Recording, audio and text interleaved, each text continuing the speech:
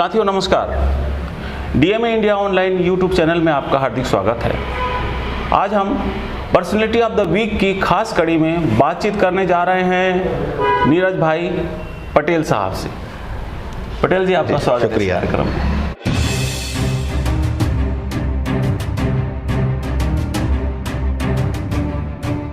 जी साथियों, इससे पहले कि मैं इनसे बातचीत शुरू करूं, बताना चाहूँगा कि नीरज भाई पटेल जी एक जाना पहचाना नाम है बहुजन मूवमेंट में। नेशनल जनमत नाम का प्रसिद्ध यूट्यूब चैनल चलाते हैं, अपनी वेबसाइट भी है, पत्रिका भी है और बहुजन चिंतक के रूप में इनकी एक पहचान है। आज इनके बारे में इन्हीं से बातचीत करेंगे और इनके तमाम मूवमेंट को जानने की कोशिश करेंगे। तो नीरज भाई पटेल जी, आप मुझे बताइए कि आप कहाँ के रहने वाले हैं और आपकी शुरुआती पढ़ाई लिखाई कहाँ पर हुई? रहने वाला मैं हूँ उत्तर प्रदेश में बुंदेलखंड जगह में, एक जालौन डिस्ट्रिक्ट पड़ता है, वहाँ का रहने वाला हूँ।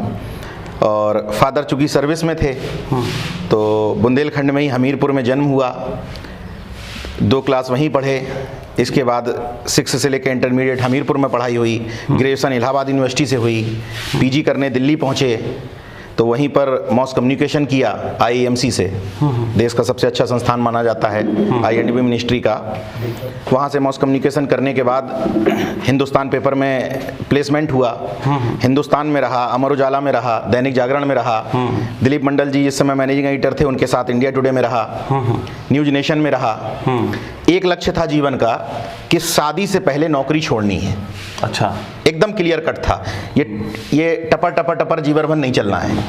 तो जैसे ही घर वालों ने शादी तय करने की बात कही कि अब करनी ही है, मुझे लगा अब हो ही जाएगी। पहला डिसीजन लिया 2017 के लास्ट में कि नौकरी छोड़ दूंगा शादी से पहले। और वहाँ पर कॉरपोरेट जगत की पत्रकारिता वाली नौकरी, गोदी मीडिया वाली नौकरी छोड़ करके नेशनल जनमत वेबसाइट शुरू की। जब उसको ठीक ठाक रिस्पांस सहयोग मिला, यूट्यूब चैनल शुरू किया, उसके बाद मैगजीन शुरू की। आप सब भाइयों के सहयोग से संतुष्ट हूँ अपने जीवन में कि मैं जो करना चाहता था लाइफ में वो कर पा रहा हूँ। बहुत बढ़िया जी।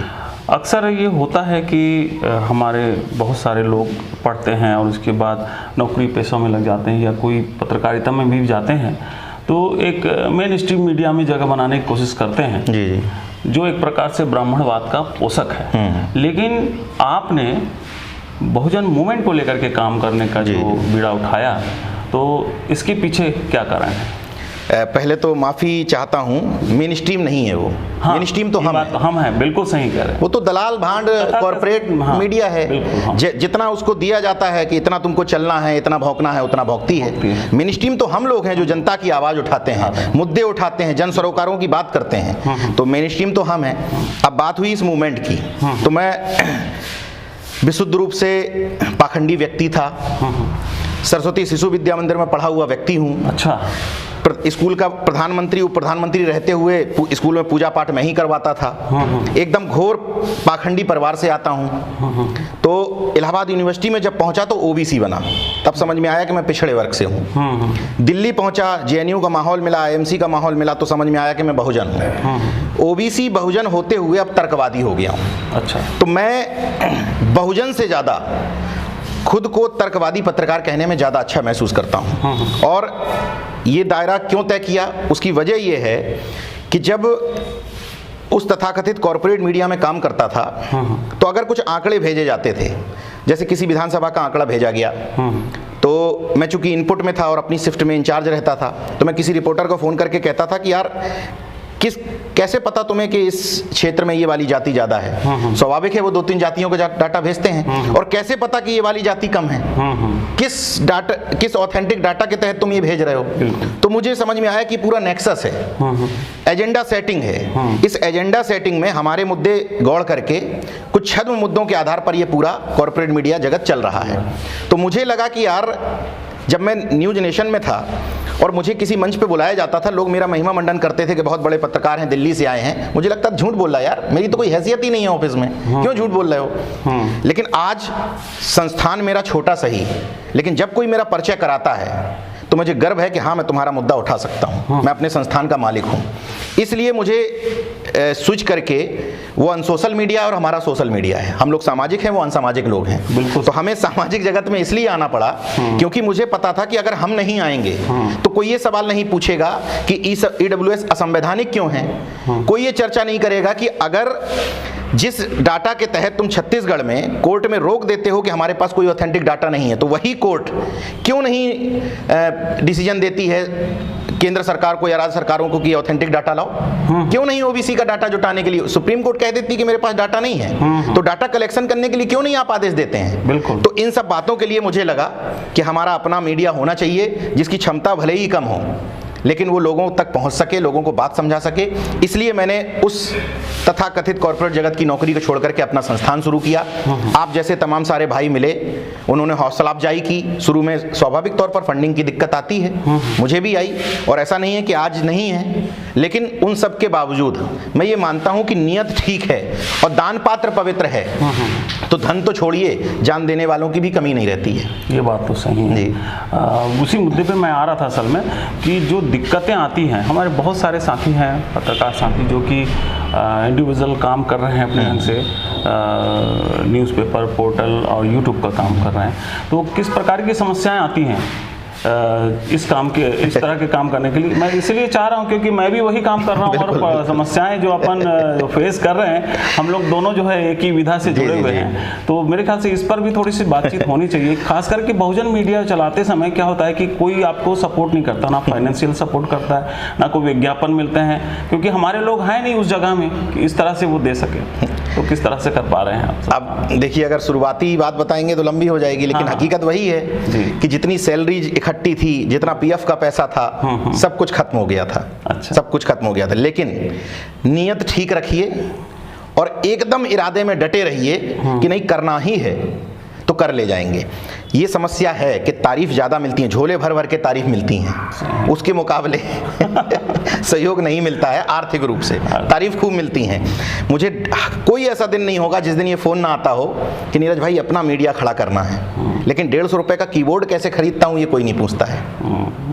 मीडिया सबको खड़ा करना है। करोड़ों की बात करेंगे मुझसे कि 10 करोड़ रुपए कोई दिक्कत नहीं, हम लोग इकट्ठा कर लेंगे। मैं कहता हूँ 100 इकट्ठा करके दे दो पहले, एक कीबोर्ड खरीद लूँ, माउस खरीद लूँ पहले, फिर वो बाद में देखा जाएगा। लेकिन इसमें मैं ये मानता हूँ कि समाज अगर ऐसा नहीं होता, मैं पॉजिटिव रहता हूँ हर चीज़ में, समाज ऐसा नहीं होता तो आप भी नौकरी कर रहे हैं, मैं भी वहाँ नौकरी कर रहा था, नौकर बना रहता, आगे कुछ सैलरी बढ़ी जाती ठीक ठाक। सही बात। तो क्यों हमको ज़रूरत पड़ती इस मूवमेंट में कूदने की? और जहाँ जा करके जो बोल रहा हूँ, उत्तर प्रदेश में रहते हुए लखनऊ में जो बोल रहा हूँ, तो मेरे ऊपर तो हमेशा खतरा रहता है। बिल्कुल, कि किस दिन 14 दिन की न्याय हिरासत वाला मामला आ जाए। तो इन सब के बावजूद इसलिए करना है, अगर आप इस काम को इस ढंग से करेंगे कि समाज रिकॉग्नाइज करेगा और समाज एकदम से सम्मान देने लगेगा, तो आप फ्रस्ट्रेट हो जाएंगे। आपको ये मान के करना पड़ेगा कि ये मेरे मन की पीड़ा है और मैं जागरूक हो गया हूं, इसलिए मुझे करना ही है। ये मेरी अगर आप सामाजिक काम कर रहे हैं और कोई कार्यक्रम के आप आयोजक हो गए, तो आप मान लीजिए कि आपकी बेटी की शादी है, तो कर पाएंगे। और ये मान लिया कि समाज का काम कर रहा हूं तो फ्रस्ट्रेट हो जाएंगे। आप जागरूक हैं, वो नहीं है। आपने समझ लिया कि लिंग है, उसने नहीं समझा है, उसके लिए अभी भी वो बहुत बड़ा खुदा है। तो आपको समझ में आ गया लिंग है, तो आप उससे हट जाइए। जिनको नहीं समझ में आया उनको समझाना है, ट्राई मारना है। जब तक समझ में आ जाए ठीक है, नहीं समझ में आए तो आगे बढ़ते हैं। लेकिन यहाँ लोगों से एक अपील करना जरूर चाहता हूँ कि हमारे जैसे लोग कुछ चर्चित हो गए हैं, इसलिए कहीं जाते हैं रुकने की दिक्कत नहीं होती, खाने की दिक्कत नहीं होती। जो लोग बुलाते हैं वो आने जाने की भी कई लोग व्यवस्था कर देते हैं, कई लोग नहीं भी करते। लेकिन जो लड़के अभी नवोदित हैं, हम अपना दुखड़ा रोने से पहले उनका दुखड़ा रोएं। जो जिलों में काम कर रहे हैं, प्रदेशों में काम कर रहे हैं, हमारे पास तो अपनी तकलीफ है ही है कि हम 1-1.5 लाख रुपए का कैमरा खरीदने के लिए सोचना पड़ता है, पहले कई बार सोचना पड़ता है। तो लेकिन जिन लड़कों को हम कह देते हैं कि 100-500 रुपए में बिक गया, उसके पास तो पेट्रोल तक डलाने का पैसा नहीं है। तो हर क्षेत्र में जो आपको नीरज पटेल और संजीव खुद साथ दिखते हैं, पहले उन लोगों को सपोर्ट करने की ज़रूरत है। उनको 100-100, 200-200 रुपए, 400-400 रुपए से सहयोग करें, स्टैंड करें। वो आपके मुद्दे उठाएंगे, आपकी समस्याएं उठाएंगे। क्योंकि इसमें कोई दो राय नहीं है कि अगर ईमानदारी से चलते हैं, बेवाक रहते हैं, निष्पक्ष रहते हैं, कहीं आपका किसी तरफ झुकाव नहीं होता। हर व्यक्ति चाहता है, देखिए समस्या क्या है, लोग लाइजनर चाहते हैं, पत्रकार नहीं चाहते। लोग ये चाहते हैं नीरज भाई गाड़ी छुड़वा दोगे, ट्रांसफर करवा दोगे, पोस्टिंग करवा दोगे, फलाने आईएएस से संबंध है, फलाने विधायक से संबंध है। मैक्सिमम लोग आज भी आपको लाइजनर बनाना चाहते हैं, पत्रकार बनाना नहीं चाहते। आप सवाल उठाओगे, सब पर सवाल उठाओगे, एक शिद्दत के साथ उठाओगे तो आपकी लाइजनिंग कम होगी।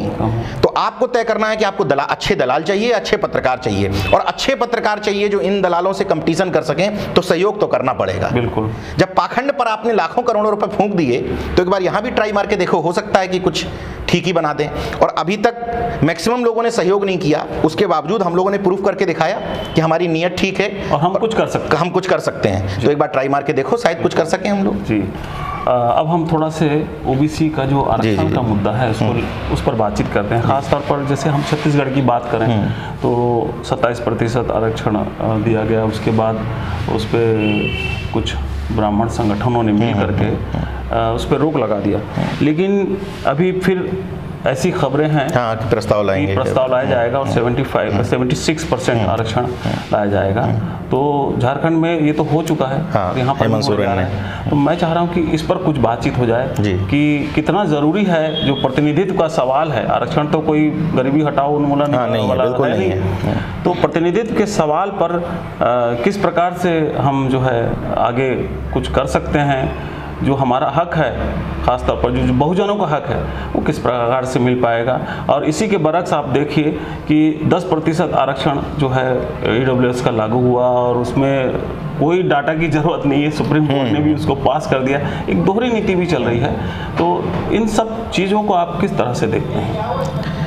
ईडब्ल्यूएस का आरक्षण का समर्थन जिन लोगों ने किया, पिछड़े वर्ग के तमाम सारे नेताओं ने किया। तेजस्वी यादव को छोड़ दें, इस्टेब्लिश पार्टियों में मतलब आरजेडी को या स्टालिन को, तो मैक्सिमम पिछड़ों के नाम पर जो मुख्यमंत्री बने हैं या जो पार्टियां चल रही हैं या दलितों के नाम पर चल रही हैं, सब ने उसका समर्थन किया। अब जिन लोगों ने ईडब्ल्यूएस का समर्थन किया तो उनके हाथ में एक सुनहरा मौका है कि जब अगर 50% की सीमा खत्म हो रही है तो आप ऐसा करिए जैसा हेमंत सोरेन और इधर भूपेश बघेल जी ने किया। इस फैसले का स्वागत होना चाहिए।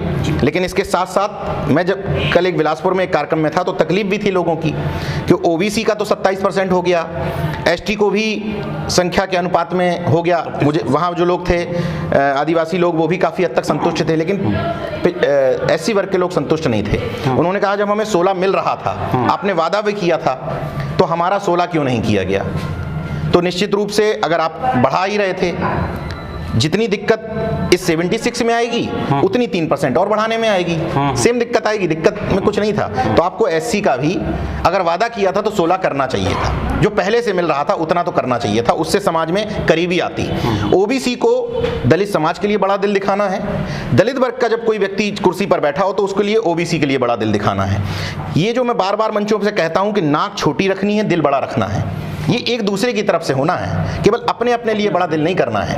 अब सुप्रीम कोर्ट की जैसे बात आती है, मुझे उतनी समझदारी नहीं है कानून की, लेकिन जितनी समझ है लोगों से बातचीत करते हुए कि कहीं भी भारतीय संविधान में आर्थिक रूप से पिछड़ापन कहीं जिक्र नहीं था, सामाजिक और शैक्षणिक रूप से पिछड़े का जिक्र था। अब उसी सामाजिक और शैक्षणिक रूप से पिछड़े में कहीं कहीं ब्राह्मण भी ओबीसी में है, कहीं कहीं ठाकुर जाति के लोग भी ओबीसी में हैं। इसका मतलब आपका जो तबका सामाजिक और शैक्षणिक रूप से पिछड़ा था उसको रिजर्वेशन मिल रहा था। तो फिर ये जाति के आधार पर आरक्षण क्यों? अभी तक इस देश में जाति के आधार पर आरक्षण नहीं था। शेड्यूल्ड कास्ट की शेड्यूल्ड एक सूची बनी, ट्राइब्स की एक सूची बनी, ओबीसी एक वर्ग की सूची बनी, उस सूची के आधार पर रिजर्वेशन मिला, जाति के आधार पर नहीं। पहली बार देश में हो रहा है कि जाति के आधार पर आप आरक्षण दे रहे हैं, इसलिए क्योंकि उसमें लिखा है ओबीसी एससी एसटी नहीं फॉर्म भर सकते, तो ये असंवैधानिक है पूरी तरीके से। तो पहले तो पिछड़े वर्ग के नेताओं को इस बारे में सोचना चाहिए, जो इस बात का मुखर विरोध नहीं कर पाए, और नहीं कर पाए तो अब आपके सामने एक मौका है पूरे देश भर में कि जब सीमा टूटी गई है तो सीमा तोड़ करके आगे बढ़ो।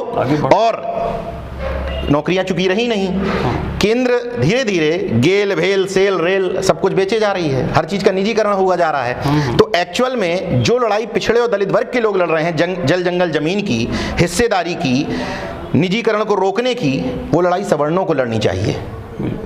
तुम्हें 10% रिजर्वेशन तो चाहिए, लड़ाई लड़ने में जेल जाएंगे हम लोग। पहले संसाधन बचाओ देश के, हमारे साथ आके लड़ो, तब हिस्सेदारी मांगना अपनी। तुम्हें तो मुफ्त में मिल गया बिना लड़े। अगर निजीकरण से सारी चीजें चली जा रही हैं तो 10% तुम्हारा रहेगा कहाँ? ये तो वही बात हो गई, आपको एक ये हॉल पकड़ा दिया, बोले हॉल तुम्हारा कुर्सियां हमारी हैं। तो सरकार यही कर रही है, हॉल दे दिया, हॉल लेकर के लो हॉल ले लो, और कह रही कुर्सी हमारी है।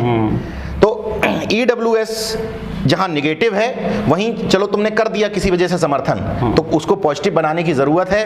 तथाकथित सामाजिक न्याय के ठेकेदारों को, तथाकथित बहुजन पार्टियों को अब ये सोचना चाहिए कि वो इस बात को लेकर मुखर तौर पर आवाज उठाएं कि निजी क्षेत्र में आरक्षण चाहिए, क्योंकि इनका मकसद निजीकरण करने का, लेटरल एंट्री लाने का यही है कि जब नौकरियां ही नहीं रहेंगी तो तुम रिजर्वेशन लोगे कहां, जाओगे कहां, नौकरियां ही खत्म हो रही हैं। जितने भी अपने PSUs हैं सबका निजीकरण बनाने के नाम पर एक दो चीजें उंगलियों पर होंगी, बेचने के नाम पर तमाम सब कुछ बेच दिया जा रहा है। लोग कहते हैं कि संविधान खतरे में है, मैं कहता हूं कि संविधान लोकतांत्रिक प्रक्रिया से चुनकर आई सरकार आज तानाशाही कर रही है। वो जो भी चीज करती है, संसद में बिल पास करती है, राष्ट्रपति तक भेजती है, करती संवैधानिक प्रक्रियाओं से ही है। इसलिए वो संविधान खत्म नहीं करेगी, वो आरक्षण खत्म नहीं करेगी, उसको इस स्थिति में ले आएगी कि उसके रहने न रहने की कोई वजह नहीं रह जाएगी। सुब्रमण्यम स्वामी बहुत पहले जयपुर फेस्टिवल में कह भी चुके हैं ये बात कि आरक्षण को हम उस स्तर तक ले आएंगे जहां उसके होने ना होने का कोई वजूद नहीं रह जाएगा।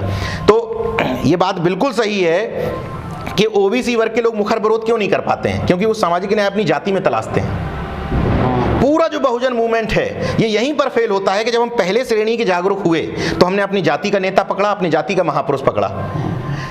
ठीक है, पहले फेज में जरूरी है, लेकिन अब तो सेकंड फेज में आओ यार। जो पहले फेज में जागरूक हुआ, गुलामी से बाहर आया, वो अपनी जाति का महापुरुष पकड़ ले, अपनी जाति का नेता पकड़ ले, कोई आपत्ति नहीं। लेकिन सेकंड फेज में अगर वो 5 साल से 6 साल से अम्बेडकरवादी है, 6 साल से वो मंडलवादी है, 6 साल से तर्कवादी है, अर्जकवादी है, तो कम से कम अब तो दायरे से बाहर निकलो। अब तो तुम अपने जाति के नेता के अलावा दूसरे में सामाजिक न्याय ढूंढो। समस्या ये है कि मेरा नेता 2.5 साल पहले संसद में कुछ बोला था, उसकी आधा मिनट की क्लिप मुझे भेजी जाती है, नीरज भाई 2.5 साल पहले बोले थे हमारे नेताजी। सामाजिक न्याय तो कूट कूट कर उन्हीं में भरा है। और जिन लोगों को आप मेन स्ट्रीम कह रहे हैं वही हाल मीडिया का और वही नेताओं का है। जो तथाकथित मेन स्ट्रीम के नेता हैं, जो बाहर नेता हैं, वो जितना मुखरता से बोल रहे हैं और लड़ रहे हैं, उनको आप रिकॉग्नाइज नहीं करते हैं, कहते हैं कि वो तो कहीं है ही नहीं है। तो वो होंगे कहां जब तक उनको सपोर्ट नहीं करोगे। मैं किसी का नाम नहीं लेना चाहता, उससे लगता है कि आप किसी की तरफ झुकाव है आपका, लेकिन हकीकत है, निगाह दौड़ाओ। वो लोग जो मेन स्ट्रीम नहीं है, जिनके विधायक सांसद आज एक भी नहीं है, वो लोग आपको लड़ते हुए दिख जाएंगे। अगर लग रहा है कि वो हमारे हक की लड़ाई लड़ रहा है, तो ये 20 साल विधायक सांसद रह के भी क्या कर लिए, तो ट्राई मार के देखो अगले पे, शायद वो कुछ बेहतर कर जाए। तो समस्या दोनों तरफ से है। अगर ना बिकने वाला नेता चाहते हो तो ना बिकने वाली जनता तैयार करनी पड़ेगी। बिल्कुल सही। अगर पाखंड विरोधी नेता चाहते हो तो पहले खुद से ये आइडेंटिटी कार्ड काटने पड़ेंगे। पाखंड से दूर हटना। अरे व्यक्तिगत जीवन से तो आइडेंटिटी कार्ड हटाओ अपने। ये आइडेंटिटी कार्ड हाथ का, गले का, ये आइडेंटिटी कार्ड लेके घूमते हैं और जय भीम, नमो बुद्धाय और सब करते ही करते हैं। तो दोनों का एक दूसरे का पैरेलल है। जनता से नेता चलता है, नेता से जनता चलती है। नेता आरोप लगा रहा है कि जनता हमसे ये चाहती है, जनता आरोप लगा रही है कि नेता ऐसा कर रहा है। और इस गफलत में हो क्या रहा है, हर सब पार्टी के मूल में हिंदुत्व घुस चुका है। कोई सत्ता बता दो आप, चाहे कांग्रेस हो, चाहे आम आदमी पार्टी हो, सपा हो, बसपा हो, कौन सी पार्टी है जो हिंदुत्ववाद के एजेंडे को लेकर नहीं चल रही। किसी का सॉफ्ट है, किसी का हार्ड है, लेकिन है सबके पास हिंदुत्व। किसी की हैसियत नहीं है पाला खींच के लड़ने की कि तुम मंदिर की बात करोगे तो हम तुमको विद्यालय की बात करेंगे। हाँ। ये किसी जिस दिन उत्तर भारत में स्टालिन जैसा एक नेता तैयार हो गया, उस दिन हालत खराब हो जाएगी अरविंद केजरीवाल जैसे लोगों की। ये कहने में 100 बार सोचेंगे कि हम नोट पर गणेश लक्ष्मी की बात करेंगे तो विरोध हो जाएगा। अभी उनको पता है कि कुछ भी बात कर देंगे। इस तरफ के कोई व्यक्ति जो तथाकथित स्टैब्लिश नेता है, उसके किसी के हलक से नहीं निकलेगा कि यह संवैधानिक है। बिल्कुल, ये इसलिए ये पाखंड चल रहा है, क्योंकि वो चल रहा है, पब्लिक उसको स्वीकार कर रही है। नहीं, पब्लिक नहीं, जब तक विरोध नहीं होगा उसका खड़े होकर के, तब तक मेरा ख्याल है कि वो इसको नहीं सुधारेंगे। आप एक बात से सहमत होंगे, लोकतंत्र की प्रक्रिया, मैं लोकतांत्रिक आदमी हूं, लोकतंत्र की प्रक्रिया में जनता को दोषी मैं कम मानता हूं। जनता से ज्यादा जिम्मेदारी इन तथाकथित नेताओं की है जिन्होंने खून। आप बताइए, हम आप जिन कार्यक्रमों में जा रहे हैं, उन कार्यक्रमों में कोई बड़ा नेता तो नहीं होता है, उन कार्यक्रमों में कोई बड़ा फिगर तो नहीं होता है। जब हम आप जैसे सामान्य व्यक्ति को सुनने के लिए 2-4 हजार लोग आ रहे हैं, तो जनता मूर्ख कैसे? जनता तो तैयार खड़ी है। तुम ट्राई तो मारो, तुम पाला तो खींचो कि हम मंडल के साथ हैं कि कमंडल के साथ हैं, मंदिर के साथ हैं कि विद्यालय के साथ हैं, हम EWS के साथ हैं या निजी क्षेत्र में आरक्षण के साथ हैं। लाइन खींचो। भूपेश बघेल का दिल्ली में सम्मान ये राम गमन पथ बनाने से नहीं हुआ है। कब हुआ? जब इन्होंने घोषणा की कि हम ओबीसी को 27% रिजर्वेशन देंगे, दिल्ली में बुला करके कॉन्स्टिट्यूशन क्लब में सम्मानित किया गया। देश में चर्चित रामगमन पथ से नहीं हुए, इसलिए नहीं हुए क्योंकि वो राजनीति तो बीजेपी भी कर रही है, संघ भी कर रही है, उसमें तुम क्या अलग कर रहे हो? अलग तुम तब करोगे जिस दिन ये घोषणा कर दोगे छत्तीसगढ़ में कि निजी क्षेत्र में आरक्षण देंगे, पूरे देश में बुला करके तुम्हें सम्मानित किया जाएगा और तुम सामाजिक न्याय के पुरोधा बन जाओगे। लेकिन तुम उन्हीं की लाइन को लंबा करने में लगे हो। उधर कहा जाता है राम मंदिर, तो अखिलेश यादव कहते हैं श्री कृष्ण मंदिर, कहते हैं हम परशुराम का फरसा लेके टहल रहे हैं, बहन जी सूंड लेके टहल रही हैं। तो उत्तर भारत की राजनीति में एक शून्य पैदा हो गया है, जो कहता ही नहीं है कि हम तुम्हारे सिस्टम के खिलाफ लड़ेंगे, वो कहता है कि हम तुमसे लंबी लकीर खींचेंगे, लेकिन किस बात की? पाखंड की। हम ये साबित करेंगे कि हम तुमसे ज्यादा बड़े ब्राह्मणवादी हैं। विज्ञान और तर्क की कोई बात नहीं हो रही, सिवाय स्टालिन की। अगर आप छोड़, संविधान दिवस मन रहे हैं, संविधान का आर्टिकल 51 का जा कहता है देश के नागरिकों से, देश की सरकारों से कि आप तार्किक, वैज्ञानिक और मानववादी दृष्टिकोण पैदा करेंगे अपने देश की जनता में। आप तो संविधान का उल्लंघन कर रहे हैं सब करके। बिल्कुल जी, बहुत अच्छा लगा आपसे बातचीत हुई, तमाम मुद्दों पर बातचीत हुई। और बस जाते जाते यही जानना चाहूँगा पटेल भाई कि नया और क्या प्लानिंग है आप, और नया कुछ अपना हो, कुछ किताबों का योजना हो या कुछ खास एपिसोड चलाने की बात हो या कुछ भी हो, आप बताइए हमारे दर्शकों को, क्योंकि मेरी हमारे दर्शक देखिए मन में तो बहुत इच्छाएं होती हैं लोगों की। मैं बहुत बड़े बड़े टारगेट्स नहीं रखता, अपने अपने जीवन की फिलॉसफी है काम करने की। मेरी फिलॉसफी है कि मेरे जीवन का कोई टारगेट नहीं है। कई बार क्या होता है कि टारगेट्स रखने में आप फ्रस्ट्रेट भी होते हैं, कई बार अचीव करने में आप संतुष्टि भी पाते हैं। मेरे काम करने का तरीका है कि मेरे जीवन के कोई टारगेट्स नहीं है। मुझे ना सब्सक्राइबर के टारगेट्स हैं, मुझे ना जनता के बीच में पहुंचने के टारगेट्स हैं। जीवन में ना कोई संगठन बनाना है, ना जीवन में कोई राजनीति करनी है। ये बात इसलिए कह रहा हूँ बुखर होकर के, क्योंकि संगठन चलाने वाला कमज़ोर होता है। नीरज भाई साथ में लेके चलना है यार, इतना कड़ा बोल देंगे तो यार लोग भाग जाएंगे। अपना ये है कि भाग जाएं। मंच पे बोलूंगा, अगली बार बुलाओ ना बुलाओ तुम्हारी चिंता है, मैं क्लियर कट बोलूंगा। एक चीज, दूसरी चीज, राजनीति की बात इसलिए नहीं कहता हूं कि डरता हूं, इसलिए कहता हूं क्योंकि 10 भाई हैं अगर हम सब। समस्या क्या है, जो चर्चित हो गया, जिसने मंच पर एक बार हाथ हिला दिया, उसी को राजनीति करनी है। राजनीति अच्छी चीज है, पवित्र चीज है, लेकिन सबको राजनीति करनी है, इससे मैं थोड़ा सा इत्तेफाक नहीं रखता हूं। कोई पत्रकारिता करे, कोई किताब लिखे, कोई लेखक बने, कोई सामाजिक चिंतक बने, विचारक बने, पत्रकार। इस इंटरव्यू में बात आनी चाहिए एडवोकेट्स की, वकील, काले कोट वाले हमारे इस मूवमेंट के लिए सबसे जरूरी लोग हैं। मैं कहता हूं कि अगर छोटी छोटी जगह पे, जो आपने कहा ना मेरा अगला लक्ष्य क्या है, मेरी कोशिश यह है कि मैं थिंक टैंक डेवलप करूं, अपना नहीं, जगह जगह जाकर के। जैसे इधर आया हूं, आप लोगों से अनुरोध करूंगा कि एक सिविल सोसाइटी बने, एक थिंक टैंक बने, जिसमें पत्रकार हो, वकील सबसे इंपॉर्टेंट, सामाजिक कार्यकर्ता हो, चिंतक हो, और वो गली मोहल्ले के लड़के हों जिनको फालतू बोल दिया जाता है कि जाके फोटो खिंचवाता है यार विधायक सांसद के साथ। वो एनर्जी है, वो दूसरी तरफ लग रही है, उस एनर्जी को अपनी तरफ लाना है। वो आपकी तरफ बड़ी तेजी से काम करेगी, जिसको आप फालतू बोलते हो कि अरे ऐसे ही घूमता रहता है। इन सबको जोड़ करके छोटे मोटे मुद्दे, एफआईआर नहीं लिखी जा रही, रिपोर्ट दर्ज नहीं हो रही, जब 5 काले कोट वाले और 3 कैमरा वाले थाने पे पहुंच जाएंगे तो आपके विधायकों की समस्याएं खत्म। ना उनको फोन करने की जरूरत पड़ेगी, ना ये पड़ेगी। तो मैं अपने जीवन के जो टारगेट्स बता रहा हूं आपको, मैं लक्ष्य निर्धारित इसलिए नहीं करता कोई, क्योंकि मुझे जीवन भर काम करना है। ना 2024 मेरे लिए लक्ष्य है, ना उसके आगे 2029 लक्ष्य होगा। ये लोगों के लिए है लक्ष्य। मेरे लिए उस तरह की सत्ता परिवर्तन किसी काम की नहीं है जब तक सामाजिक परिवर्तन ना हो, क्योंकि मैं बहुत करीब से देख चुका हूं, जितना मेरी समझ है, कि कोई आ जाए, मुद्दे उन्हीं के रहते हैं। मैं उत्तर प्रदेश से आता हूं, जिस उत्तर प्रदेश में सपा बसपा ने खूब शासन किया। ऐसा नहीं कि लोगों के जीवन में परिवर्तन नहीं हुआ, निश्चित परिवर्तन हुआ सपा और बसपा के रहते हुए। लेकिन जिस मनुवाद के खिलाफ आप आज लड़ रहे हैं, उसके खिलाफ तो तब भी लड़ रहे थे। निर्णय तो उन्हीं के चल रहे थे। कौन था जिसने प्रमोशन में रिजर्वेशन का बिल फड़वा लिया था आपसे? सही। उस समय भी वही फरसावादी राजनीति चल रही थी। क्यों होने लगा कि हम ब्राह्मण भाईचारा बनाएंगे? सतीश चंद्र मिश्रा का पूरा परिवार पावरफुल हो गया आपके सत्ता में रहते हुए। तो अल्टीमेट कांसीराम साहब की एक लाइन अन्य लोगों ने समझी कि सत्ता हर ताले की कुंजी है, ये लोगों ने समझी, ये उस पे काम कर रहे हैं, सत्ता परिवर्तन करवा रहे हैं। मैंने सेकंड लाइन पकड़ी कि बिना सामाजिक परिवर्तन हुए राजनीतिक परिवर्तन होता है तो बहुजनों के किसी काम का नहीं होता। मैं उस सेकंड लाइन पे काम कर रहा हूँ, और पूरे जीवन काम करना है जब तक हूँ। मुझसे पहले लोग करते थे, मुझसे बाद में लोग करेंगे, अनवरत प्रक्रिया है ये। बाबा साहब भी इसी बात को संविधान सभा के आखिरी भाषण में बिल्कुल उन्होंने कहा भी है कि जब तक सामाजिक परिवर्तन नहीं होगा तब तक सामाजिक जो राजनीतिक लोकतंत्र है वो सही नहीं माना जाएगा। चलिए, बहुत अच्छी अच्छा लगा शुक्रिया आपसे बातचीत हुई, आपने समय निकाला बातचीत करने के लिए। और साथियों धन्यवाद आपका भी कि आपने इस वीडियो को ध्यान से देखा। मैं चाहूँगा कि इस वीडियो को ज़्यादा से ज़्यादा शेयर कीजिए, अपने दोस्तों रिश्तेदारों तक इस वीडियो को पहुँचाएं, ताकि जो संदेश देना चाहते हैं नीरज पटेल भाई, वो संदेश सब तक पहुँच सके।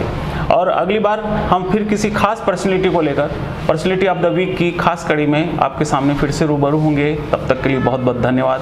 नमस्कार। आपको भी नमस्कार। शुक्रिया सर।